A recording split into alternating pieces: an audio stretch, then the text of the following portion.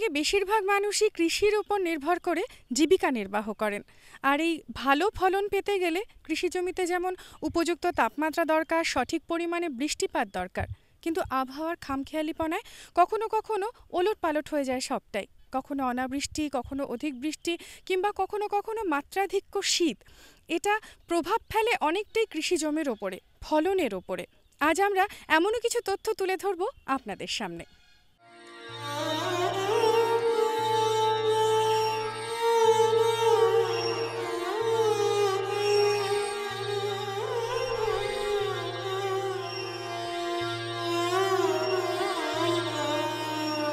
অসময়ে সবজি চাষ এই মুহূর্তে কৃষক ভাইদের কাছে খুব জনপ্রিয় হয়ে দাঁড়িয়েছে। অসময়ে সবজি চাষ করে অনেক কৃষক ভাই কিন্তু অনেক ক্ষেত্রেই লাভের মুখ দেখেছেন, যেমন ফুলকপি, বাঁধাকপি বা অনেক ধরনের টমেটোর চাষও হয়ে থাকে। কিন্তু আবহাওয়ার খামখেয়ালিপনায় অনেক ক্ষেত্রেই চাষি ভাইদের ক্ষতির সম্মুখীন হওয়ার একটা সম্ভাবনা থেকেই যাচ্ছে। আমরা এই মুহূর্তে চলে এসেছি উত্তর দিনাজপুর জেলার ইসলামপুর ব্লকের অলিগঞ্জ গ্রামে।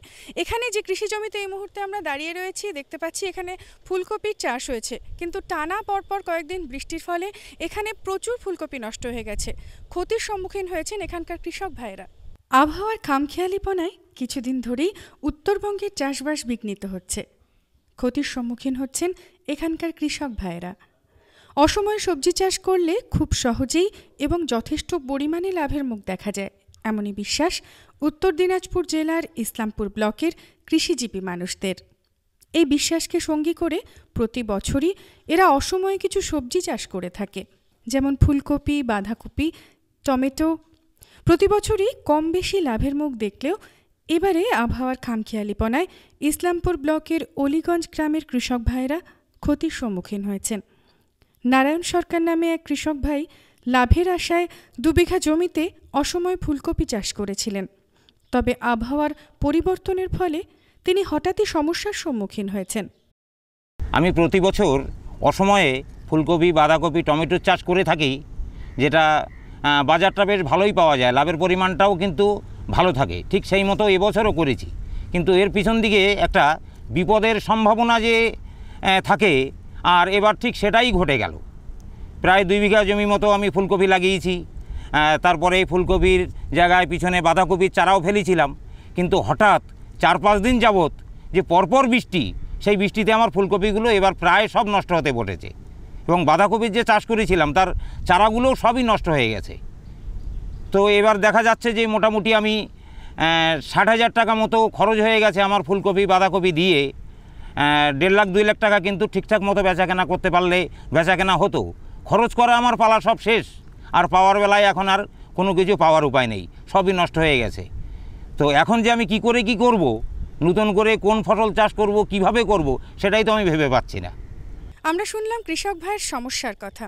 আমরা জানতে পারলাম তার কথা থেকে তিনি অসময়ে এমন সবজি চাষ করে থাকেন, কখনো ফুলকপি, কখনো বাঁধাকপি, আবার কখনো টমেটোর চাষ করে থাকেন।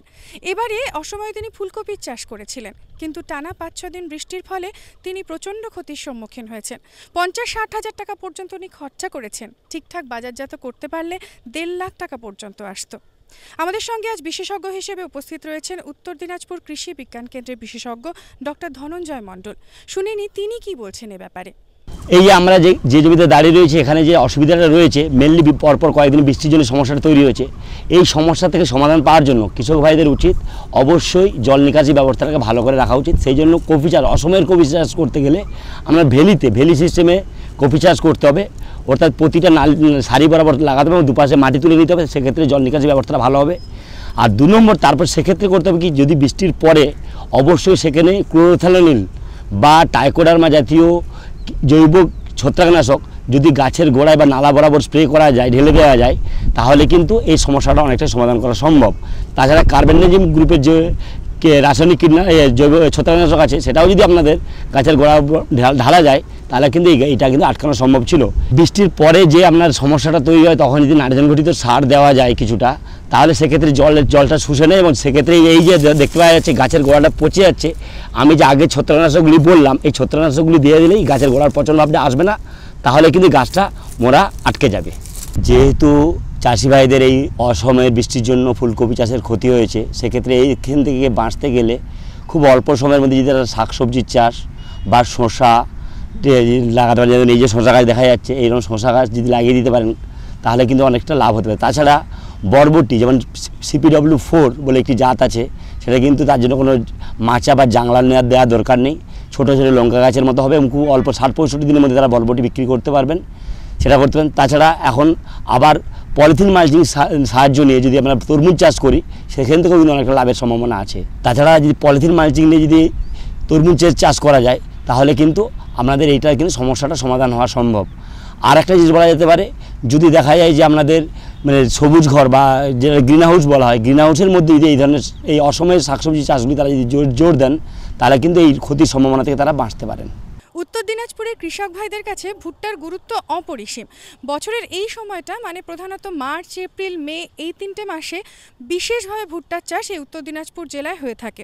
গত বছরের তথ্য অনুযায়ী আমরা দেখতে পাই যে 80,000 থেকে 85,000 হেক্টর জমিতেই ভুট্টার চাষ হয়েছিল। মানে বুঝতেই পারছেন যে এই ভুট্টার কতটা গুরুত্ব রয়েছে এখানকার কৃষিজীবীদের কাছে। আর বছরের এই সময়টাতে যেহেতু প্রাকৃতিক দুর্যোগের সম্ভাবনা থেকেই যায়, আর এখানে ব্যাপক হারে ভুট্টার চাষ হওয়াতে ক্ষতির সম্ভাবনাও কিন্তু অনেকটাই বেড়ে যায়। এখানকার বেশিরভাগ কৃষি জমিতেই ভুট্টার চাষ হয়ে থাকে।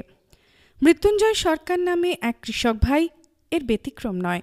লাভের মুখ দেখবার আশায় তিনি এবারে 4 বিঘা জমির ওপর ভুট্টার চাষ করেছিলেন।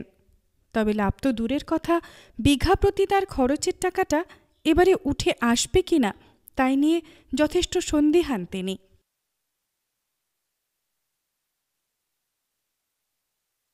প্রতি বছরের মতোই এবারও আমি চাষ করেছি, ঠিক 4 বিঘা জমি চাষ করেছি। প্রতি বিঘেতে আমার 8 থেকে 9,000 টাকা খরচ।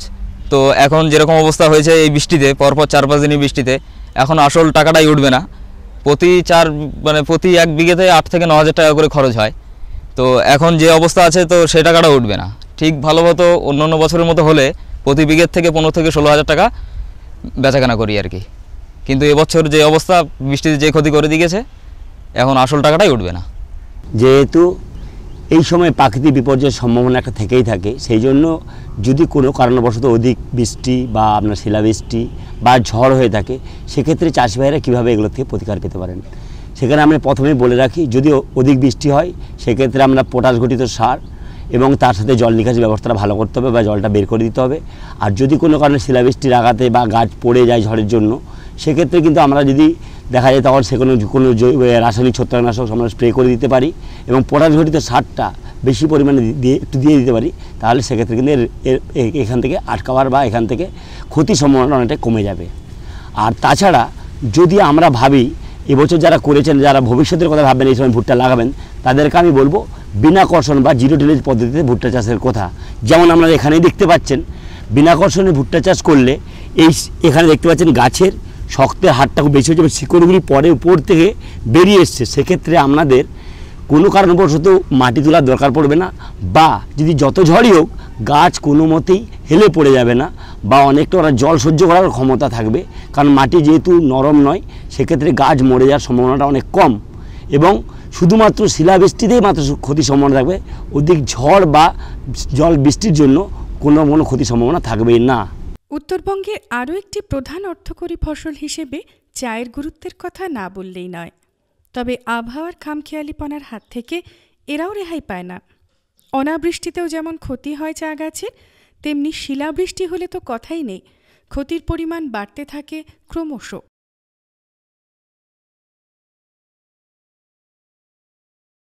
আমরা এই মুহূর্তে চলে এসেছি উত্তর দিনাজপুর কৃষি বিজ্ঞান কেন্দ্রে। আবহাওয়ার পরিবর্তনের ফলে কৃষি জমিতে কী কী ধরনের রোগ পোকার আক্রমণ ঘটে তাই আমরা জানব বিশেষজ্ঞের কাছ থেকে। আবহাওয়ার পরিবর্তনের সাথে সাথে যে ধরনের রোগ পোকার সমস্যাগুলো তৈরি হয়, বিশেষ করে যেমন ধরুন যদি বৃষ্টি কম হয় তাহলে তখন দই পোকার সমস্যাটা বেশি তৈরি হয়ে যায়। বিগত কয়েক বছর ধরে দেখা যাচ্ছে যে দই পোকার সমস্যা, যেমন এইখানে দেখলেই বুঝতে পারছেন পেঁপে গাছে যেভাবে দই পোকার সমস্যা তৈরি হয়েছে, এই দই পোকার জন্য কিন্তু গাছটা আস্তে আস্তে মারা গেছে। এই দই পোকায় কিন্তু ভবিষ্যতের জন্য মানে সবচেয়ে ক্ষতিকর শত্রু হতে চলেছে। মানে আমাদের কাছে আজকে সবচেয়ে ক্ষতিকর কৃষি শত্রু বলা হয় সেটা কিন্তু দই পোকা। তাছাড়া যেমন চা বাগানের ক্ষেত্রে আছে লাল মাকড়, আবার পেয়ারাতেও এই দই পোকা এমন কোনো ফসল নেই যার আক্রমণ যাতে আজকাল ঘটেনি। ধান, পেঁপে, জবা, পেয়ারা, আপনার তাছাড়া যে কোনো আপনার যে জাতীয় পাতাবাহারের গাছ এবং পটল, লাউ, আনারস, এমন কোনো ফুল ফল সবজির গাছ নেই যেখানে দই পোকার সমস্যাটা ঘটছে না। এই দই পোকার সমস্যাকে আটকাতে গেলে আমাদের প্রথমেই ভেবে নেওয়া উচিত যেখানে দই পোকা আক্রান্ত হয়েছে সেই গাছগুলিকে কেটে নেওয়া উচিত এবং পুড়িয়ে ফেলতে হবে। কারণ দই পোকার সমস্যা দীর্ঘদিন দিন দিন বাড়তে থাকবে যত বেশি আপনারা, এবং চারিপাশের আগাছাগুলিকে একটু পরিষ্কার করে রাখতে হবে এবং তার সাথে যদি রাসায়নিক কিছু বিষ ব্যবহার করতে হয় তাহলে থায়ামিথক্সাম অথবা প্রোফেনোফস ও 1.5 ml প্রতি লিটার জলে, থায়ামিথক্সাম 0.2 গ্রাম প্রতি লিটার জলে যদি ব্যবহার করেন তাহলে কিন্তু এটা খুব সহজেই আটকানো সম্ভব। তাছাড়া আমরা যদি কেওএল ইমার্শন অর্থাৎ কেরোসিন তেল এবং সাবানের মিশ্রণ দিয়ে এবং জলের মিশ্রণ দিয়ে যদি যে কেওএল ইমার্শন তৈরি করে দ্রবণ তৈরি করা যায়, সেই দ্রবণ 20 গ্রাম প্রতি লিটার জলে যদি ব্যবহার করা যায় তাহলেও কিন্তু এই দই পোকার আক্রমণ থেকে আটকানো যেতে পারে। এই যে দেখতে পাচ্ছেন আবহাওয়ার পরিবর্তনের এই যে পেঁপে গাছে দেখতে পাচ্ছেন, এখানে কিন্তু প্রথম মেলিবাগের আক্রমণ বা দই পোকার আক্রমণ শুরু হয়েছে। এই জন্য দেখুন ফলগুলো কিন্তু বড় হতে পারছে না, ফলগুলো খুব ছোটো ছোটো রয়েছে এবং সেখানে গাছটা কিন্তু সতেজ নয়, গাছটা দুর্বল। আস্তে আস্তে পাতাগুলি তার বড় হচ্ছে না, পাতাগুলি বড় না হয়ে যাওয়ার জন্য গাছটি আস্তে আস্তে কিন্তু দুর্বল হয়ে যাচ্ছে এবং দুর্বল হয়ে যাওয়ার জন্য তার ফলের আকারও বৃদ্ধি হচ্ছে না, ফলটা বাঁকা বা ছোটো হয়ে থাকছে, ফলটা কিন্তু বাড়তে পারছে না। এইটাকে যদি এই প্রথম শুরুতেই যদি এই কাজটা করা যায় যে ওর যে আক্রান্ত অংশটা কেটে দেওয়া দরকার হলে এই গাছটা কেটে দিলে পাশাপাশি এই যে অন্যান্য যে পেঁপে গাছগুলি দেখতে পাচ্ছেন সেগুলো কিন্তু খুব সহজে আটকানো সম্ভব হবে। না হলে এই পেঁপে গাছ থেকে পরবর্তী আরেকটি গাছে এর আক্রমণটি ছড়িয়ে পড়বে এবং সেক্ষেত্রে আস্তে আস্তে পুরো বাগানের পেঁপে গাছগুলি নষ্ট হওয়ার সম্ভাবনা থাকবে বা ঘরোয়া সবজি বাগানে যে পেঁপে গাছগুলি থাকে সেগুলি নষ্ট হওয়ার সম্ভাবনা থাকবে।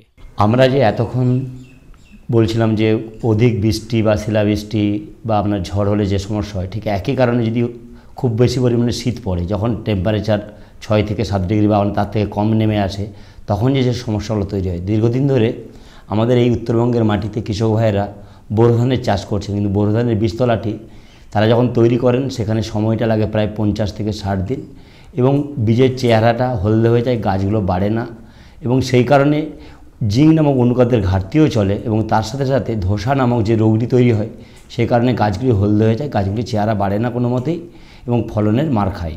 আবার যদি আমরা পানের দিক থেকে দেখি, পান গাছ সাধারণত সবুজ দেখা যায়, কিন্তু কোনো কারণবশত যদি অধিক ঠান্ডা পড়ে দেখা যায় যে পানের পাতাগুলি ঝলসে যাচ্ছে, পানের পাতাগুলি ঝলসে যাওয়ার জন্য বা পুড়ে যায় এবং তার সাথে পশ্চিমী হাওয়া যদি বইতে থাকে ডিসেম্বরের শেষ বা জানুয়ারির প্রথমের দিকে, তাহলে তখন দেখা যায় কিন্তু এই পান পাতাগুলি এইভাবে শুকিয়ে যায়। যে বছর ধরুন কোনো কারণে বৃষ্টি হচ্ছে না, বৃষ্টি বন্ধ রয়েছে, ধান লাগাবার পরে দেখা যাচ্ছে, বা বিশেষ করে গ্রীষ্মকালে যে হারে আবহাওয়ার পরিবর্তন হচ্ছে, এখন বর্তমানে দেখা যাচ্ছে কি যে মেলিবাগ বা দই পোকার সমস্যাটা কিন্তু দীর্ঘদিন ধরে বাড়তে শুরু করছে।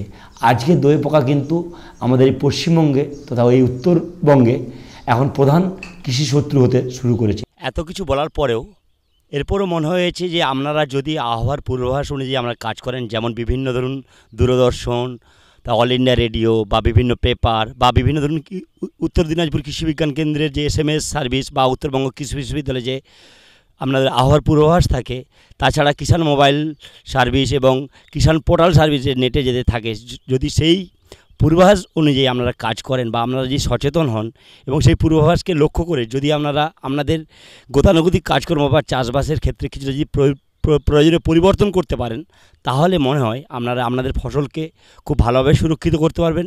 এইটুকু আপনাদের সচেতন করার জন্য বা বারবার আপনাদের কাছে অনুরোধ, এই কয়েকটি জিনিস আপনারা যদি লক্ষ্য রাখেন তাহলে খুব সহজেই আপনাদের ফসলকে সুরক্ষিত করে আপনারা লাভের মুখ দেখতে পারবেন। আজ সারাদিনে প্রচুর তথ্য জানলাম আমরা জানতে পারলাম কৃষক ভাইদের বাস্তব অভিজ্ঞতার কথা, জানলাম বিশেষজ্ঞের মতামত। আমরা যদি আবহাওয়ার এই খামখেয়ালিপনার সঙ্গে পাল্লা দিতে চাই, এগুলো তো থাকবেই, তবে সঠিক সময় যদি আমরা আবহাওয়ার পূর্বাভাস পেয়ে যাই এবং সেগুলো মাথায় রেখে আমরা কৃষি জমিতে ফসল ফলাতে চাই, তবে নিশ্চয়ই আমরা ভালো ফলন পেতে পারবো আর সেইভাবে লাভবানও হতে পারবো।